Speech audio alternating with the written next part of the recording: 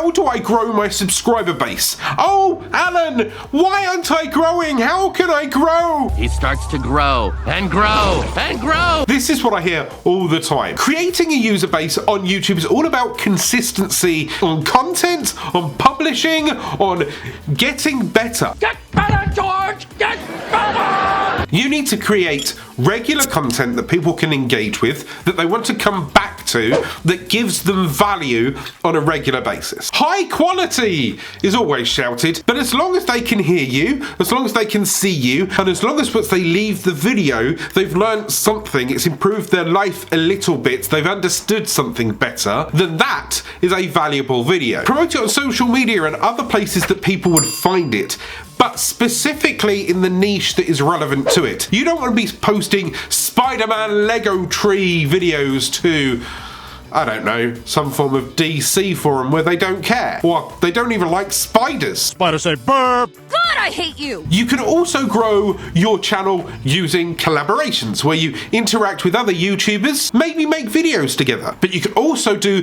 the very basics. Engage with the audience you already have, because some of them may not have subscribed. Comment in the comment sections down below. Like their comments, share community tab posts, answer their questions, like this playlist here of frequently asked questions which should add value to you.